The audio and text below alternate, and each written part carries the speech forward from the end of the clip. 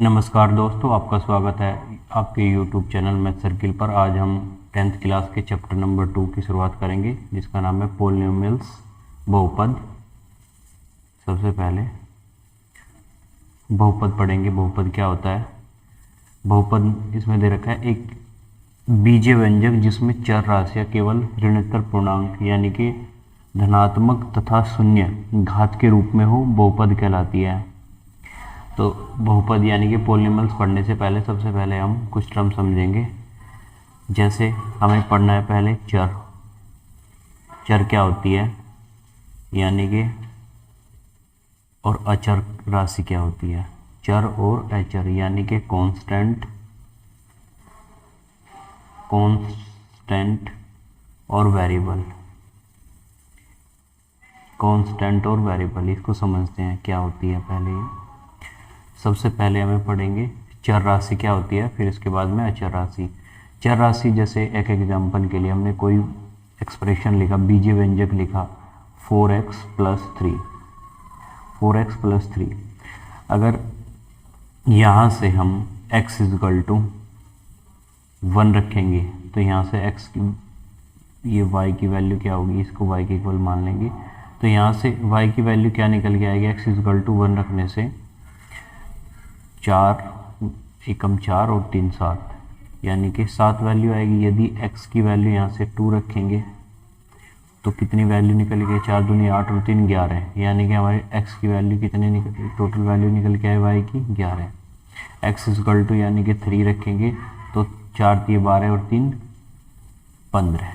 यहाँ से हम क्या देख रहे हैं कि x की वैल्यू लगातार चेंज करने पे, यहाँ से हमें y की अलग अलग वैल्यू मिल रही है। ठीक है, तो यहाँ से हम क्या कह सकते हैं कि 4 और 3 ये हमेशा क्या रहेंगे, कांस्टेंट। इनकी वैल्यू नहीं बदल रही है। वैल्यू बदल किसकी रही है, सिर्फ x की। ठीक है, x की वैल्यू हम चेंज कर सकते हैं, यानी कि वेरिएबल का मतलब जिसकी वैल्यू वेरी हो सकती है, जिसकी वैल्यू चेंज हो सकती है, या जिसकी वैल्यू हम चेंज कर सकते हैं। जिसकी वैल्यू चेंज हो जाएगी उसको हमको क्या बोलेंगे, चर राशि। और चर राशि इसमें क्या है, x। ठीक है, इसमें चर राशि क्या है, एक एग्जांपल और देख लेते हैं। जैसे 2x² + 3, इसमें वेरिएबल क्या है यानी कि चर क्या है इसमें, x²।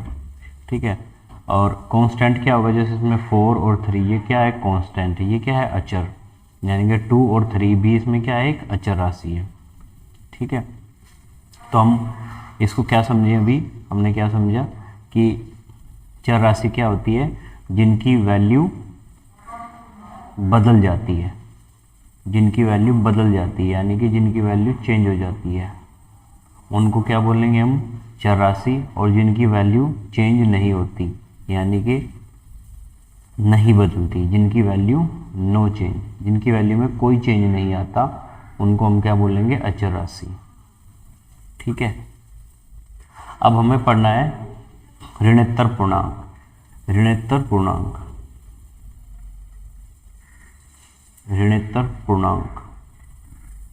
पूर्णांक को हम क्या बोलते हैं, पॉजिटिव इंटीजर।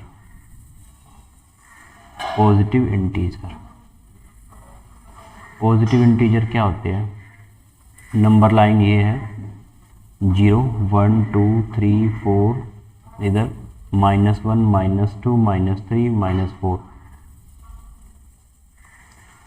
ये सभी क्या है, पॉजिटिव इंटीजर यानी कि धन पूर्णांक। ये क्या है, नेगेटिव इंटीजर ऋण पूर्णांक। और 0 को ऐड कर लेंगे तो ये नंबर लाइन क्या हो जाएगी, पूर्णांक। 0 को और धन पूर्णांक को यदि ऐड करेंगे, इनको बोलेंगे हम पॉजिटिव इंटीजर, यानी कि नॉन नेगेटिव इंटीजर, सॉरी, इनको क्या बोलेंगे, 0 को और पॉजिटिव इंटीजर को ऐड कर लेंगे, इनको क्या बोलेंगे, नॉन नेगेटिव इंटीजर्स। ठीक है, तो नॉन नेगेटिव इंटीजर्स क्या होते हैं, नॉन नेगेटिव इंटीजर्स 0 को और पॉजिटिव इंटीजर को यदि हम ऐड करेंगे, उनको क्या बोलेंगे, नॉन नेगेटिव इंटीजर।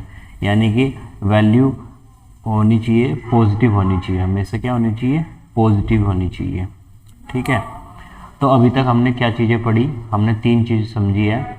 सबसे पहले हमने समझा कि चर राशि क्या होती है, यानी कि जिसकी वैल्यू हमें बदल जाती है। अचर राशि क्या होती है, जिसकी वैल्यू नहीं बदलती, यानी कि कांस्टेंट। और ऋणात्मक पूर्णांक पॉजिटिव इंटीजर या फिर या इसको ऐसे समझेंगे, पॉजिटिव इंटीजर नहीं बोलेंगे इसको हम बोलेंगे नॉन नेगेटिव इंटीजर। सॉरी, इसकी क्या बोलेंगे, नॉन नेगेटिव इंटीजर्स।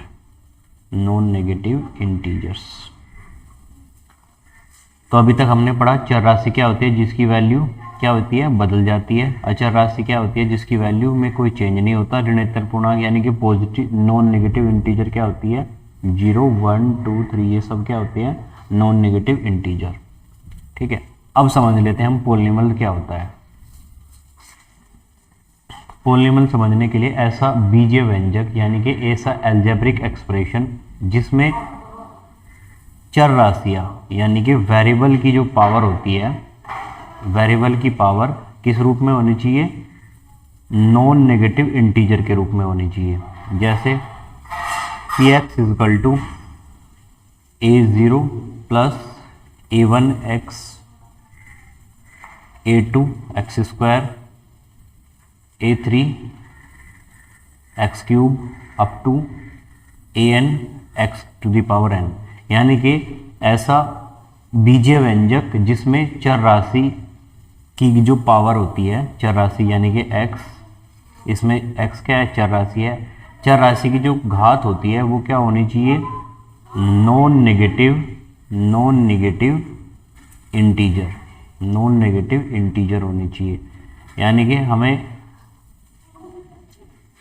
पॉलिनॉमियल क्या हुआ, पॉलिनॉमियल यानी कि ऐसा बीजीय व्यंजक, ऐसा अलजेब्रिक एक्सप्रेशन जिसमें चर राशि की जो पावर होती है वो क्या होती है, नॉन नेगेटिव इंटीजर होती है। यानी कि हमें पावर जो होती है, चर राशि की जो घात होती है वो 1/, के फॉर्म में नहीं होनी चाहिए, जैसे 1/2 3/2 ये नहीं होनी चाहिए और रूट में नहीं होनी चाहिए। ठीक है, रूट में नहीं चाहिए। एग्जाम्पल के लिए समझेंगे पॉलिनॉमियल्स क्या होते हैं।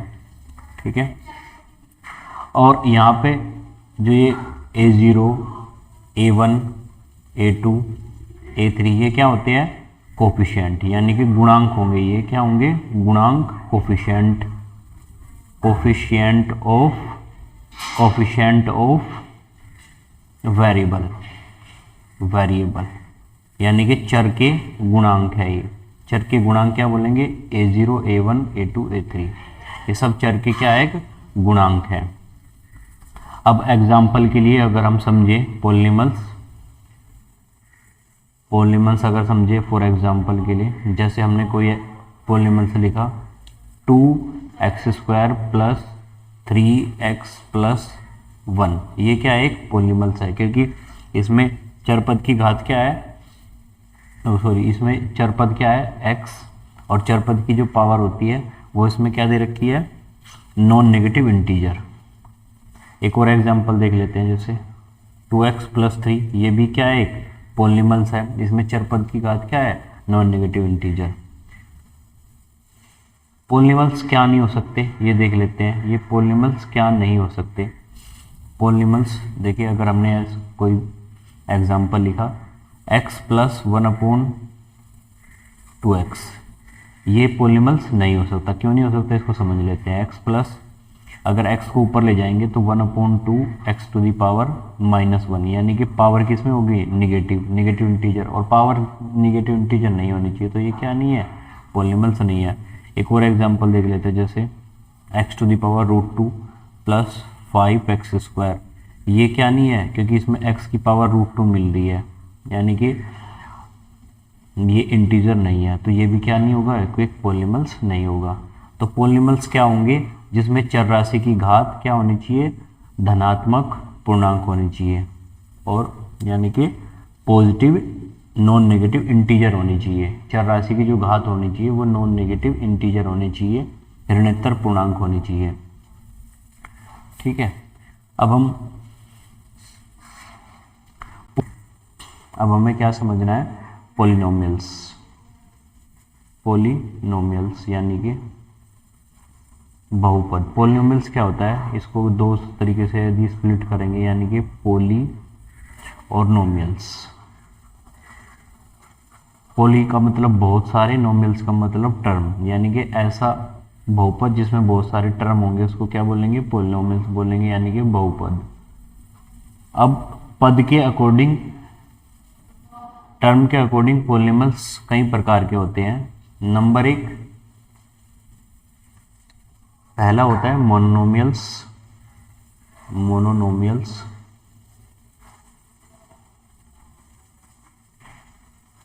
मोनोनोमियल्स। दूसरा होता है बाइनोमियल्स। और तीसरा होता है ट्राइनोमियल्स। और इसी तरीके से आगे भी होते हैं। तो सबसे पहले हम समझ लेते हैं मोनोनोमियल्स क्या होता है। मोनोनोमियल्स होता है ऐसा बीजीय व्यंजक या ऐसा पॉलिनोमियल्स जिसमें सिर्फ एक टर्म होगा, यानी कि जैसे हमने लिखा 2x, इसमें क्या कितना टर्म है, एक टर्म है। जैसे फिर हमने लिखा 5, ये भी एक क्या है, मोनोमियल्स है। फिर हमने लिखा जैसे 2x², ये भी क्या एक मोनोनोमियल्स है। बाइनोमियल्स क्या होगा, जैसे हमने लिखा 2x + 3, इसमें कितने टर्म है, एक और एक दो, इसमें दो टर्म है। जैसे फिर हमने लिखा 5x + 8, इसमें भी कितने टर्म है, दो टर्म है। जैसे हमने लिखा 2x² + 5x, इसमें भी कितने टर्म है, दो टर्म है। तो इसको क्या बोलेंगे हम, बाइनोमियल्स। नेक्स्ट है ट्राइनोमियल्स। ट्राइनोमियल्स में तीन टर्म होंगे, जैसे 2x² + 5x + 8, इसमें कितने टर्म है, तीन टर्म है। एग्जाम्पल के लिए जैसे 8x² + y + 2x + 3, इसमें भी कितने टर्म है, तीन टर्म है। इसी तरीके से अगर चार टर्म हुई तो उसको चार टर्म वाला, यानी कि चार टर्म वाला पॉलिनोमियल्स बोलेंगे। ठीक है, अब पॉलिनोमियल्स में एक और टर्म समझ लेते हैं। पॉलिनोमियल्स में ये जरूरी नहीं है कि चर राशि सिर्फ एक ही होगी, दो चर वाले भी पॉलिनोमियल्स हो सकते हैं। जैसे x² + 2xy + y², ये क्या है, जिसमें चर राशि कितनी है, दो है, यानी कि x और y भी इसमें क्या है, दो चर राशि है। तो इसको हम क्या बोलेंगे, दो चर वाला बहुपद, दो चर वाला बहुपद, यानी कि पॉलिनोमियल्स विद टू वेरिएबल। ठीक है, पॉलिनोमियल्स विद टू वेरिएबल। अभी तक हमने बेसिक पढ़ा है किसका, पॉलिनोमियल्स का, बहुपद का। बहुपद क्या होता है, ऐसा बीजीय व्यंजक जिसमें चर पद की जो घात होती है वो नॉन नेगेटिव इंटीजर होती है, यानी कि ऋण पूर्णांक होती है। अब हम नेक्स्ट क्या पढ़ेंगे, नेक्स्ट पढ़ने जा रहे हैं हम बहुपद की घात, डिग्री ऑफ पॉलिनोमियल्स। जैसे हमने लिखा 5x + 3, एक बहुपद ये लिखा। फिर हमने लिखा 3x² + 9x⁻15 + 9x²। फिर हमने लिखा, इसको 3 लिख लेते हैं, इसको हम लिखेंगे 9x⁻3। फिर हमने लिखा थर्ड 9x⁻100 + 5x⁻101 + 9x⁻31। अभी हमें यहाँ पे डिग्री देखना है, यानी कि चर पद की सबसे बड़ी घात को हम क्या बोलेंगे, बहुपद की डिग्री बोलेंगे, डिग्री ऑफ पॉलिनोमियल्स। यानी कि कोई भी वेरिएबल जो होगा उसकी जो सबसे बड़ी पावर होगी उसको हम क्या बोलेंगे, इसकी डिग्री बोलेंगे। अब सबसे पहले यहाँ पे हम देखते हैं पहले क्वेश्चन में इसकी डिग्री कितनी होगी। चर पद की जो घात है, सबसे बड़ी घात क्या है, 1 है, तो इसकी डिग्री क्या होगी, 1 होगी। इसमें चर पद क्या है, x है, सबसे बड़ी घात क्या है, 15, तो इसकी डिग्री कितनी हो जाएगी, 15। इसमें सबसे बड़ी घात क्या है, 100 है, सॉरी यहाँ पे 101 दे रखा है, 101, ये सबसे बड़ी घात क्या है, 101, तो इसकी डिग्री कितनी हो जाएगी, 101। ठीक है, अब हम नेक्स्ट टर्म समझेंगे। अब हमें पढ़ना है बहुपद के प्रकार, टाइप्स ऑफ पॉलिनोमियल्स। सबसे पहले हमें पढ़ना है नंबर 1 क्या होता है, सबसे पहले होता है जीरो पोलिनोमियल्स, इसको समझेंगे पहले, फिर इसको बाद में समझेंगे रैखिक पोलिनोमियल्स क्या होता है। नंबर एक होता है zero polynomials, zero polynomials, polynomials. फिर इसके बाद में होता है constant polynomials, constant polynomials.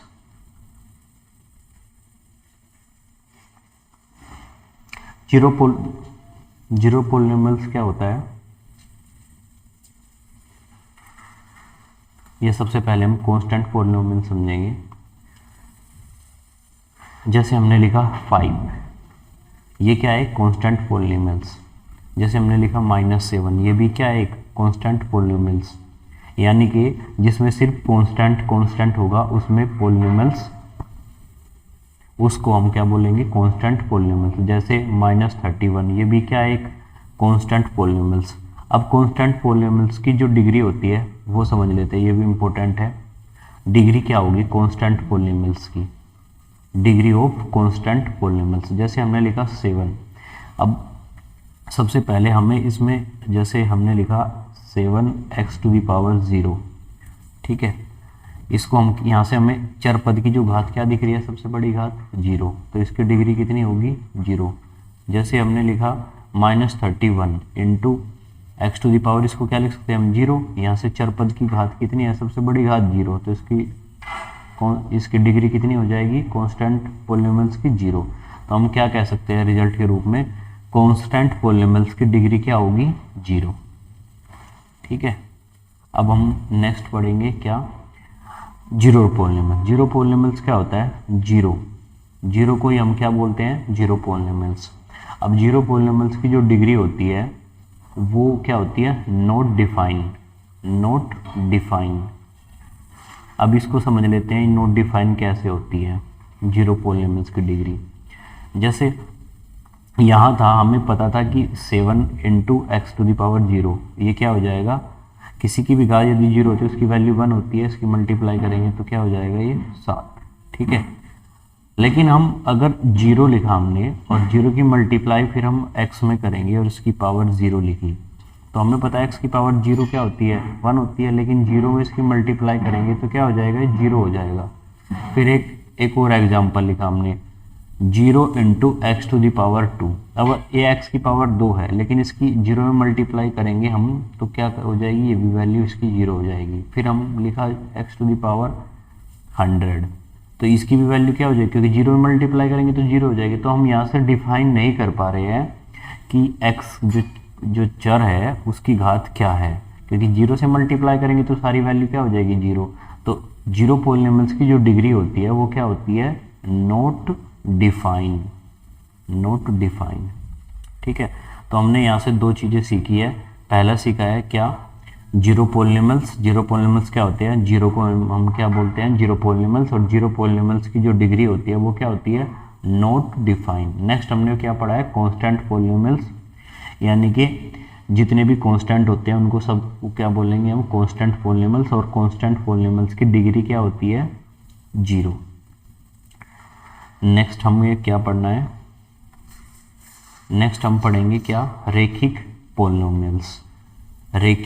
Polynomials, यानी कि लीनियर पोलिनोमियल्स, यानी कि ऐसा बहुपद जिसमें चर राशि की अधिकतम घात क्या होती है, 1 होती है।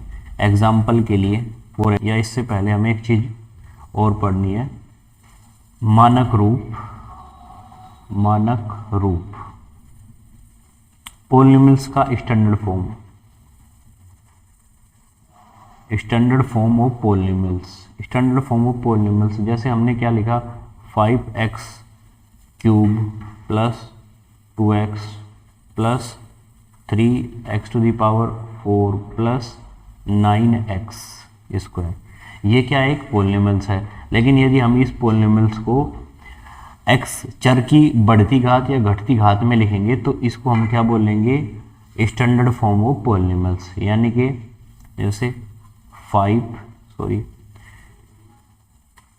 यानी कि हम इसको कैसे लिख सकते हैं, 3x⁴ plus 5x⁻³ plus 9x² plus 2x। ये क्या है, एक स्टैंडर्ड फॉर्म ऑफ पॉलिनॉमियल्स, मानक रूप। ठीक है, अब हमें क्या पढ़ना है, रेखिक बहुपद।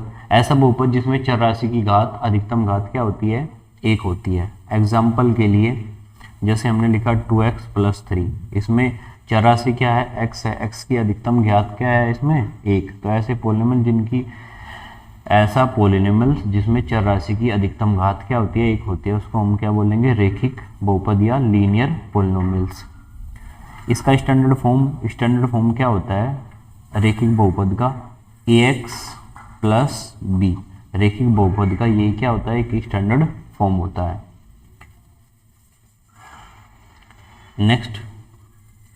नेक्स्ट पढ़ना है हमें द्विघात बहुपद, यानी कि ऐसा बहुपद जिसमें चर राशि की अधिकतम घात क्या होती है, 2 होती है। फॉर एग्जांपल जैसे 2x² + 3, इसमें चर राशि क्या है, x है, और इसकी अधिकतम घात क्या है, 2 है।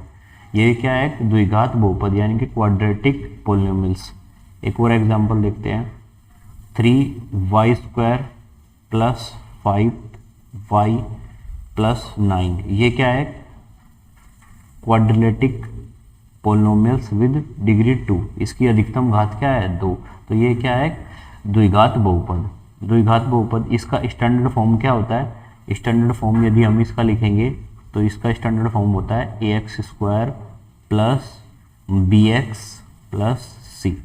ठीक है, ये द्विघात बहुपद यानी कि क्वाड्रेटिक पॉलिनॉमियल्स का स्टैंडर्ड फॉर्म होता है। अब हमें नेक्स्ट पढ़ना है, नेक्स्ट क्या पढ़ेंगे हम, त्रिघात बहुपद।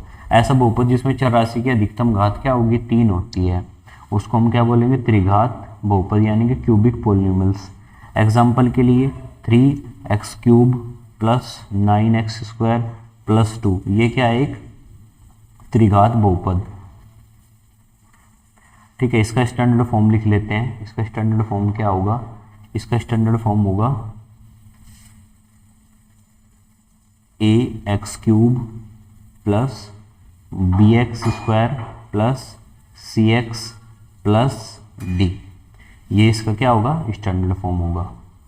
अब हमें क्या पढ़ना है नेक्स्ट, ऐसा बहुपद जिसमें चतुर्घात बाई क्वाड्रेटिक पॉलिनॉमियल्स। ऐसा बहुपद जिसमें मैक्सिमम पावर क्या होगी, 4 हो, उसको हम क्या बोलेंगे, चतुर्घात बहुपद। इसका स्टैंडर्ड फॉर्म क्या होगा, ax⁴ + bx⁴ + cx² + dx + e।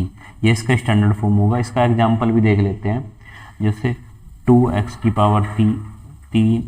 4 + 3x², ये कि 3 + 9x² + 2x + 3, ये इसका क्या है, एग्जाम्पल है। ठीक है,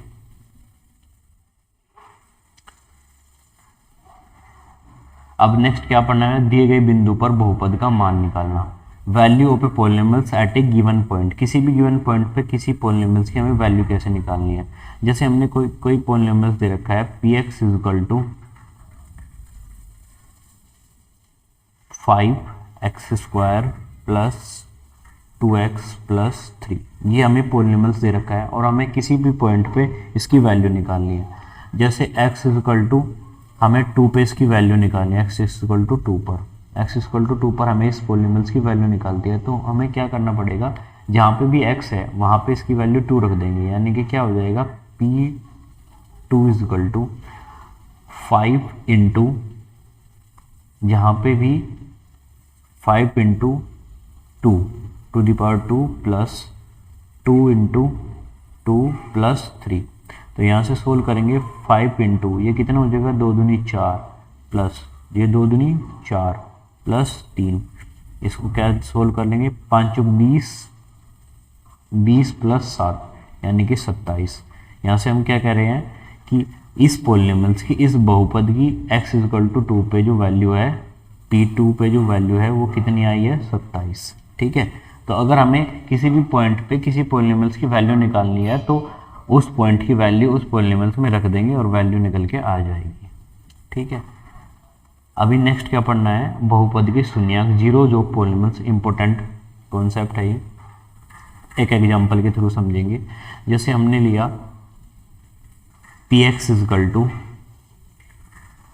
2x माइनस 4, ये एक पॉलिनॉमियल्स है।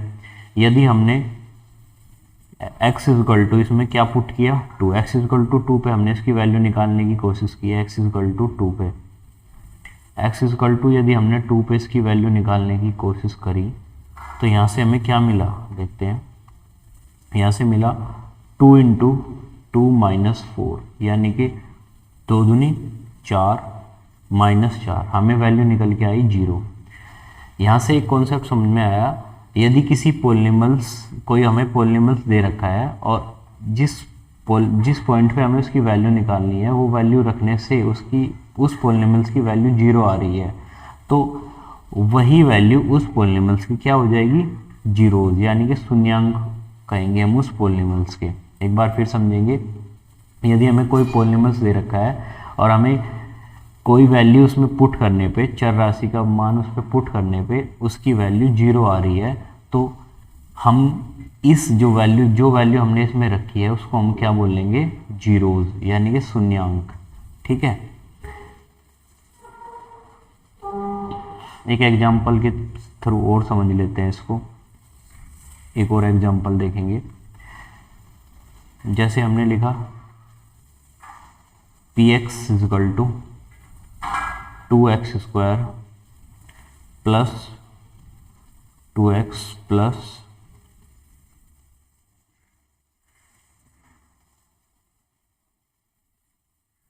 इसको माइनस लिख लेते हैं, -4। ठीक है, अब हम वैल्यू रख के देते हैं x इजकल टू 1 पे, x इजकल टू 1 पे इसकी वैल्यू चेक करेंगे तो कितनी आई, निकल के आ जाएगी 2 into 1 plus 2 into 1 minus 4, value निकल के आई 0। तो यानी कि हम यहाँ से क्या कह सकते हैं, x इजकल टू 1 इसका क्या है, शून्यांक। क्यों, क्योंकि x इजकल टू 1 रखने पे बहुपद की वैल्यू क्या आ रही है, 0। तो यदि x की जो वैल्यू बहुपद को सेटिस्फाई कर दे या जो वैल्यू रखने पे इसकी वैल्यू बहुपद की वैल्यू 0 आ जाती है तो उसको हम क्या बोलेंगे, शून्यांक, यानी कि जीरोज ऑफ पॉलिनॉमियल्स। अगर हमें कोई पॉलिनॉमियल्स दे रखा है और अगर हमें कोई पॉलिनॉमियल्स दे रखा है, जैसे एग्जांपल के लिए हमें 2x माइनस 4, यही कोई हमें पॉलिनॉमियल्स दे रखा है और हमें इसके शून्यांक निकालने हैं, तो सबसे पहले करेंगे क्या, इसको इक्वल रखेंगे हम 0 के और यहाँ से हम x की वैल्यू निकाल लेंगे। तो वही जो x की वैल्यू हमें प्राप्त होगी वही क्या होगा, जीरोज ऑफ पॉलिनॉमियल्स। तो यहाँ से हमें क्या मिला, 4/2, 2 से 2 बार जाएगा तो x की वैल्यू कितनी निकल के आएगी, 2। तो यही वैल्यू इसकी क्या है, जीरोज। जैसे हमने लिखा, एक और एग्जांपल देख लेते हैं। जैसे x square plus 7x plus 12, ये पॉलिनॉमियल्स है, इसकी हमें वैल्यू निकालनी है। तो हम इसको क्या लिख लेंगे, इसको सबसे पहले 0 के इक्वल रख लेंगे, इसको 0 के इक्वल रखेंगे, यहाँ से x की वैल्यू निकालेंगे, इसके फैक्टर करेंगे तो x स्क्वायर ये कितना हो जाएगा, 4x plus 3x plus 12 is equal to 0। यहाँ से कॉमन ले लेंगे x प्लस 4, यहाँ से 3 कॉमन ले लेंगे, x प्लस 4 इजकल टू 0, पूरे में से कॉमन x प्लस 4 और x प्लस 3 इजकल टू 0। यहाँ से हम अलग अलग वैल्यू 0 के इक्वल रखेंगे, x प्लस 4 यदि 0 के इक्वल होगा तो x इजकल टू कितना होगा, -4। ठीक है, यदि x प्लस 3 0 के इक्वल होगा तो यहाँ से x इजकल टू -3। तो यहाँ से इस पॉलिनॉमियल्स के कितने जीरोज निकल के आए, 2। यानी कि यदि जितनी भी किसी भी पॉलिनॉमियल्स की जितनी पावर होगी उसके जीरोज उतने ही निकल के आएंगे। ऐसा भी हो सकता है जैसे हमने लिखा x square plus x plus 1, ये पॉलिनॉमियल्स है, इसकी जो जीरोज है वो क्या होगी, एक इमेजिनरी नंबर होगी, यानी कि इसके हम जीरोज नहीं निकाल सकते। ठीक है, इसकी जीरोज हम रियल नंबर के रूप में नहीं निकाल पाएंगे। ठीक है, तो इस तरीके से हम किसी भी पॉलिनॉमियल्स के हम जीरोज निकाल सकते हैं। ठीक है, अब नेक्स्ट हमें क्या पढ़ना है, नेक्स्ट हमें पढ़ना है बहुपद के शून्यांकों का ज्यामितीय अर्थ, geometric meaning of zeros of polynomials. सबसे पहले हम क्या पढ़ेंगे, नंबर 1 रेखिक बहुपद, रेखिक बहुपद, रेखिक बहुपद का हमें ज्यामितीय अर्थ देखना है जीरोज का, लीनियर पोलिनोमियल्स। हमें क्या पढ़ना है, बहुपद के शून्यांकों का ज्यामितीय अर्थ, geometrical meaning of a zeros of polynomials, यानी कि किसी पोलिनोमियल्स के जीरोज का जो ज्यामितीय अर्थ होता है उसको समझेंगे। ज्योमेट्री के फॉर्म में हम किसी भी पोलिनोमियल्स के जीरोज कैसे निकाल सकते हैं। सबसे पहले हमें पढ़ना है रेखिक बहुपद। रेखिक बहुपद का स्टैंडर्ड फॉर्म क्या होता है, ax प्लस बी। रेखिक बहुपद के जीरोज का अर्थ क्या होता है, रेखिक बहुपद का जो ग्राफ बनाएंगे वो क्या होगा, एक रेखा के रूप में होता है। अगर कोई भी लीनियर पोलिनोमियल्स रेखिक बहुपद एक्स एक्सिस को हमने ग्राफ बनाया, एक्स एक्स को जिस बिंदु पे काटेगा उसको ही हम क्या बोलेंगे, जीरोज ऑफ पोलिनोमियल्स। जैसे ये कोई क्या है, एक स्टैंडर्ड फॉर्म है। अगर इसका ग्राफ हमने सपोज करो ऐसा निकल के आया, तो ये एक्स एक्स को, नेगेटिव एक्सिस को इस पॉइंट पे काट रहा है, तो यही क्या होंगे, इसके जीरोज होंगे। अगर इसका ग्राफ कैसा होता, इसका ग्राफ होता कुछ ऐसा, अगर इसका ग्राफ होता कुछ ऐसा, ये ग्राफ होता, तो ये क्या होता है, यहाँ पॉजिटिव एक्सिस पे काट रहा होता, तो यही क्या हो जाते हैं, इसके जीरोज। इसको एक एग्जांपल के थ्रू हम समझ लेते हैं। एग्जांपल हमने लिया, एक एग्जांपल 2x + 3, ये हमने एक एग्जांपल लिया। अब हम इसको एक ग्राफ के थ्रू समझेंगे। पहले लीनियर पोलिनोमियल्स जो है उसका हम ग्राफ बनाएंगे और इसको एक एग्जांपल के थ्रू समझेंगे, एक्स एक्सिस और वाई एक्सिस। तो सबसे पहले हम एक चार्ट बना लेते हैं इसको सोल्व करने के लिए। ये एक्स एक्सिस और ये वाई एक्सिस। तो सबसे पहले हमने यदि इसकी वैल्यू पुट करने की कोशिश करी, x = यदि हम 0 पुट करेंगे, x = यहाँ पे 0 पुट करेंगे, तो इसको y के इक्वल लिख लेते हैं। तो y की वैल्यू कितनी हो जाएगी, यहाँ पे y की वैल्यू हो जाएगी 3। यदि हमने x = पुट किया 1, x = हमने 1 पुट किया, तो यहाँ से y की वैल्यू कितने निकल के आ जाएगी, 5। फिर हम x = क्या पुट कर लेंगे, छोटी वैल्यू पुट कर लेंगे, -1। हमने -1 पुट किया, तो यहाँ से वैल्यू क्या निकल के आ जाएगी, यहाँ से 2 की -1 रखेंगे तो यहाँ से निकल के आ जाएगी वैल्यू 1। ठीक है, तो यहीं तक हम इसको रख लेते हैं। ये एक ग्राफ के थ्रू हमने इसकी वैल्यू निकाली रेखिक बहुपद की। ठीक है, अब इसको ड्रॉ करेंगे। सबसे पहले पॉइंट x यदि 0 पॉइंट है, एक्स पे हमने कोई डिस्टेंस नहीं चली है, वाई एक्स पे 3 डिस्टेंस चली है हमने, यानी कि 1, 2 और 3। यहाँ पे इसका कोई पॉइंट होगा। ठीक है, इसको हम रेड से मार्क कर लेते हैं। ये पॉइंट होगा हमारा, ये पॉइंट क्या होगा, इसको पॉइंट लिख लेते हैं, एक्स एक्सिस पे 0 और वाई एक्सिस पे 3, ये हमारा पॉइंट होगा। फिर नेक्स्ट क्या है, x = 1 और y = 5।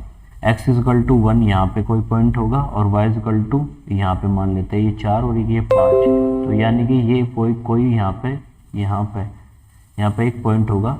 ये हम रफली ड्रॉ कर रहे हैं, 1 और 5, ये कोई पॉइंट होगा। फिर हमें x = -1, तो इधर x की निगेटिव वैल्यू होती है और पॉजिटिव वैल्यू y की इधर होती है, यानी कि y यहाँ पे कोई एक पॉइंट होगा, ये पॉइंट होगा। और ये पॉइंट क्या है, x = -1 और +1। तो अब हमें ग्राफ ड्रॉ करना है इसका। कैसे ग्राफ होगा देख लेते हैं इसको। इसका ग्राफ कुछ ऐसा होगा, इसका ग्राफ देख लेते हैं, कुछ ऐसा ग्राफ होगा इसका। ये कुछ ग्राफ होगा इसका। ये जो ये ब्लैक लाइन दिख रही है, यही इसका क्या होगा, एक ग्राफ होगा। ठीक है, अब हमें दिख रहा है कि ये कहाँ पे टच कर रही है एक्स एक्सिस को, ये पॉइंट 1 था, फिर ये 2। हमें दिख रहा है कि ये 1 और 2 के बीच में कहीं पॉइंट पे टच कर रही है। ठीक है, अब हमें देखना है ये कहाँ टच कर रही है। इसको ग्राफ के थ्रू अगर हम देखेंगे तो हमें क्या पता चलेगा, ये एक्स एक्सिस को, निगेटिव एक्स एक्सिस को 1.5 पे टच कर रही है, निगेटिव एक्स एक्सिस को 1.5 पे टच कर रही है। जो इसके क्या होंगे, एक शून्यांक होंगे, यानी कि इसके जीरोज क्या होंगे 1.5। अब हम इसको बिना ग्राफ के थ्रू देख लेते हैं, इसको जज करके। अब क्या तरीका बताया था इसको, इसकी वैल्यू को हम जीरो के इक्वल रखेंगे, जीरो के इक्वल रखेंगे तो सोल्व करेंगे, कितना हो जाएगा 2x इजकल टू -3। तो यहाँ से x की वैल्यू कितनी निकल के आएगी -3/2, यानी कि x is equal to 1.5।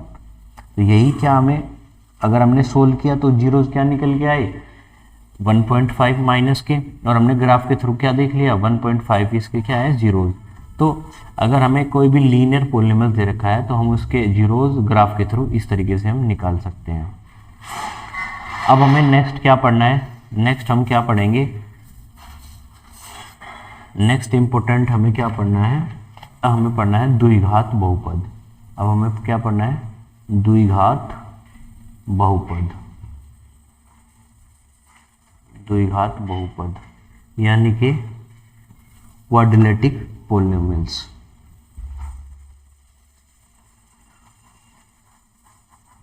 Quadratic polynomials यही हमें क्या है पढ़ना है। अब इसका ज्योमेट्रिकल मीनिंग क्या होता है, इसके थ्रू भी देखिए, इसका स्टैंडर्ड फॉर्म क्या होता है, स्टैंडर्ड फॉर्म इसका क्या होगा ax² plus bx plus c, ये इसका एक स्टैंडर्ड फॉर्म होगा, ठीक है। और इसका जो ग्राफ होता है, द्विघात बहुपद का ग्राफ होता है इस फॉर्म का, इसको क्या बोलते हैं परवलय। ये भी हो सकता है, ये भी हो सकता है, किसी भी रूप का हो सकता है इनमें से, इसको क्या बोलते हैं हम एक परवलय।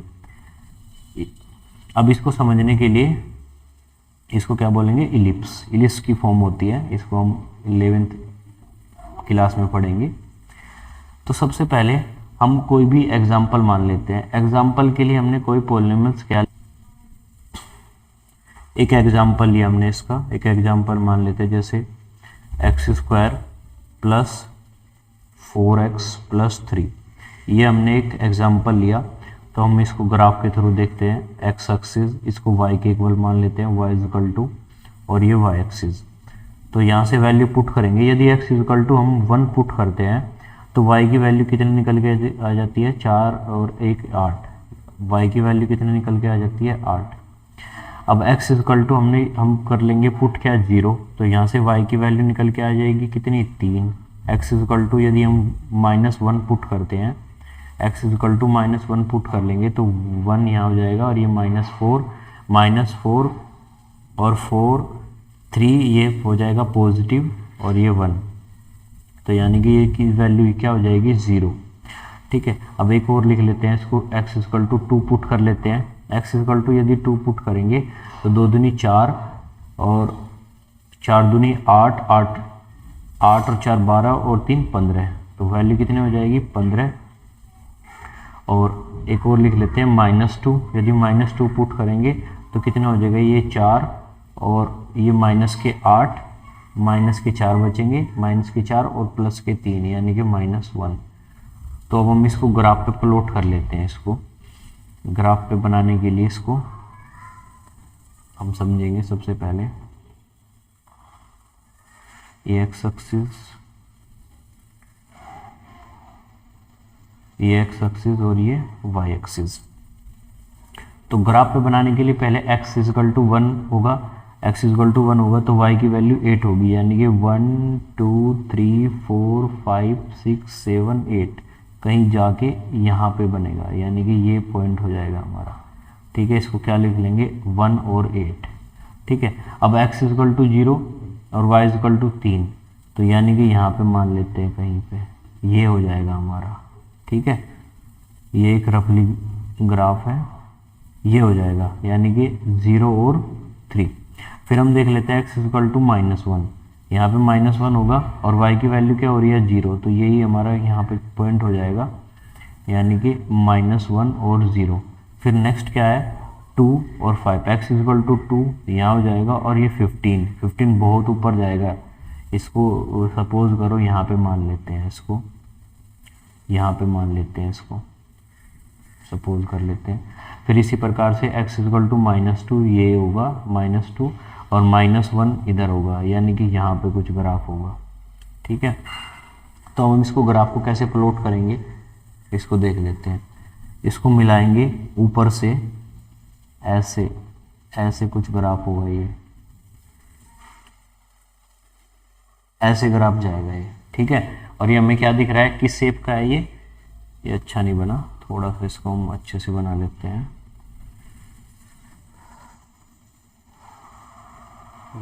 ये ऐसे चला जाएगा ग्राफ, और इसको कैसे, ये शेप कैसी है, इसकी शेप कैसी आई, परवलय जैसी, जैसे ये बताया था ऐसे भी ग्राफ बन सकता है और ऐसे भी ग्राफ बन सकता है, ठीक है।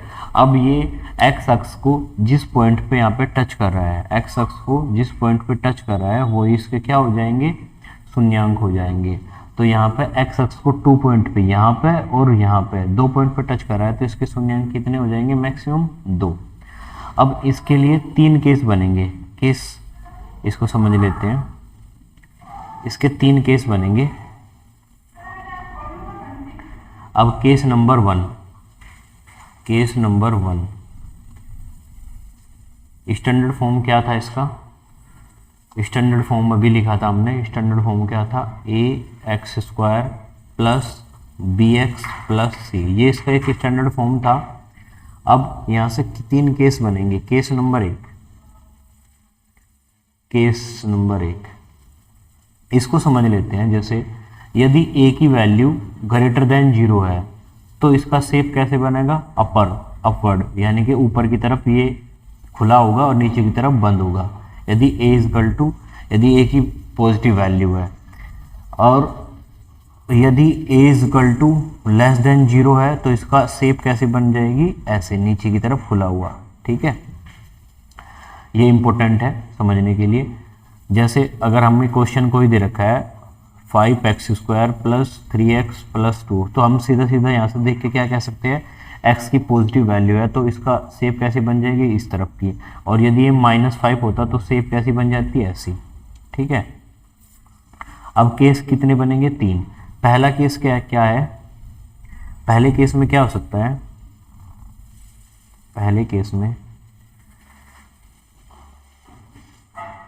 पहला केस यहां समझेंगे।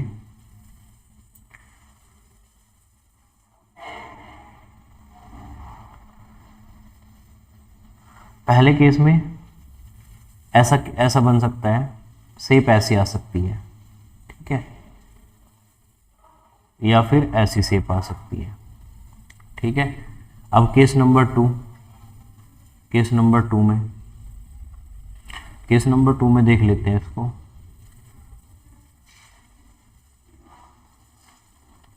केस नंबर 2 में या तो शेप ऐसी आ सकती है या फिर शेप ऐसे आ सकती है। अब केस नंबर थर्ड देख लेते हैं। केस नंबर थर्ड, यदि केस थर्ड होगा तो केस नंबर थर्ड ऐसा हो सकता है, इसमें क्या हो सकता है, केस नंबर थर्ड में या तो ये ऐसा हो सकता है या फिर ऐसा हो सकता है। अब तीनों केसों को समझेंगे, ठीक है। ये केस किस कंडीशन के लिए है, ये पहले वाला केस किस कंडीशन की है, a ग्रेटर देन 0, ये तीनों इसी की कंडीशन के लिए है। और ये क्या है, a लेस देन 0, क्योंकि ये अपवर्ड है और ये डाउनवर्ड्स है। अब केस 1 क्या समझेंगे, केस 1 में क्या दे रखा है कि ये एक्स एक्सिस को 2 पॉइंट पे टच कर रहा है, एक्स एक्सिस को 2 पॉइंट पे, एक यहाँ पे एक यहाँ पे। तो इसका मतलब इसके जीरोज कितने हो जाएंगे, 2, इसके शून्यांक कितने हो जाएंगे, 2। यहाँ पे भी सेम केस है, ये 2 पॉइंट पे एक्स एक्सिस को टच कर रहा है, कट कर रहा है, तो इसके जीरोज कितने हो जाएंगे, 2 हो जाएंगे, ठीक है। यहाँ से हमें क्या रिजल्ट मिल रहा है कि कोई पॉलिनॉमियल्स एक्स एक्सिस को जितने पॉइंट पे टच करेगा उसके शून्यांक उतने ही होंगे, ठीक है। यहाँ से हमें क्या मिल रहा है कि ये एक्स एक्सिस को सिर्फ एक पॉइंट पे टच कर रहा है, यहाँ पे भी एक पॉइंट पे टच कर रहा है, ठीक है। तो ये इसके शून्यांक क्या हो जाएंगे, 1, लेकिन एक्चुअल में इसके शून्यांक होंगे 2, दोनों एक ही पॉइंट पे टच कर रहे हैं। ये दोनों शून्यांक क्या होंगे, समपाती होते हैं, एक ही पॉइंट पे इनको टच करेंगे, ठीक है। अब नेक्स्ट केस क्या है, थर्ड, यहाँ पे ये एक्स एक्सिस को नहीं टच कर रहा है, इधर भी एक्स एक्सिस को नहीं टच कर रहा है, तो यानी कि इसमें शून्यांक क्या हो जाएंगे, 0। यहाँ पे शून्यांक मैक्सिमम शून्यांक क्या हो जाएंगे, 2, यहाँ पे क्या हो जाएंगे 1 और यहाँ पे कितने हो जाएंगे 0। तो यानी कि किसी भी क्वाड्रेटिक पॉलिनोमियल्स के शून्यांक मैक्सिमम क्या हो सकते हैं 2 और मिनिमम कितने हो सकते हैं 0। ठीक है।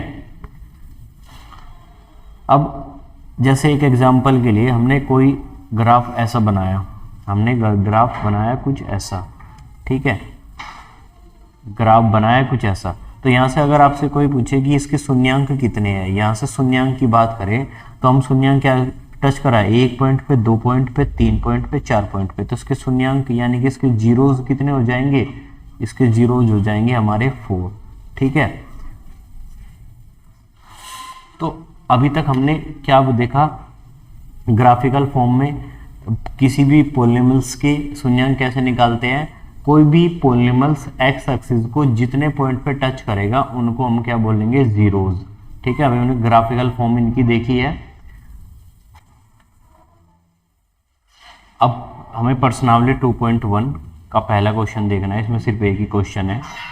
इसमें क्या दे रखा है, किसी बहुपद px के लिए y = px का ग्राफ नीचे आकृति में दे रखा है। प्रत्येक स्थिति में px के शून्यांकों की संख्या निकालिए। अब जैसे पहला ग्राफ दे रखा है, इसमें x अक्ष पे टच नहीं कर रहा है। ठीक है। ये जो इसका ये क्या है, लीनियर फॉर्म है, एक रेखिक बहुपद है और इसका स्टैंडर्ड फॉर्म क्या होगा ax + b। ये इसका स्टैंडर्ड फॉर्म होना चाहिए।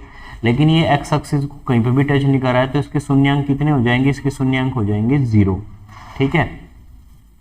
अब नेक्स्ट देखते हैं, ये x एक्सिस को सिर्फ एक पॉइंट पे टच कर रहा है और यहाँ पे टच कर रहा है, तो इसके शून्यांक कितने हो जाएंगे 1। तीसरा है, ये x एक्सिस को कितने पॉइंट पे टच कर रहा है 1, यहाँ पे 2 और 3, ये 3 पॉइंट पे टच कर रहा है, तो इसके शून्यांक कितने हो जाएंगे 3। ये क्या है, क्वाड्रिलेटिक पॉलिनोमियल्स, द्विघात बहुपद है। तो ये x एक्सिस को 2 पॉइंट पे इधर और इधर यहाँ पे टच कर रहा है, तो x की वैल्यू कितनी हो जाए, जीरोज कितने हो जाएंगे 2।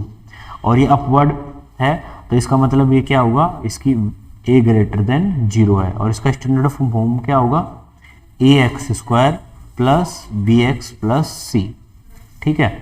अब नेक्स्ट देख लेते हैं, ये x एक्सिस को एक पॉइंट पे 2, 3 और 4, ये 4 पॉइंट पे टच करा है, तो इसके जीरोज कितने हो जाएंगे 4। अब यहाँ पे देख लेते हैं इसको, ये कितने पॉइंट पे टच करा है 1, 2, 3, ये 3 पॉइंट पे टच करा है, तो इसके जीरोज कितने हो जाएंगे 3। ठीक है। इसके जीरोज कितने हो जाएंगे 3। अगर वीडियो आपको पसंद आई हो और कॉन्सेप्ट समझ में आया तो प्लीज़ वीडियो को लाइक करो और चैनल को, यदि आप चैनल पे नए हो तो सब्सक्राइब करो और अपने दोस्तों के साथ शेयर करो। Thank you.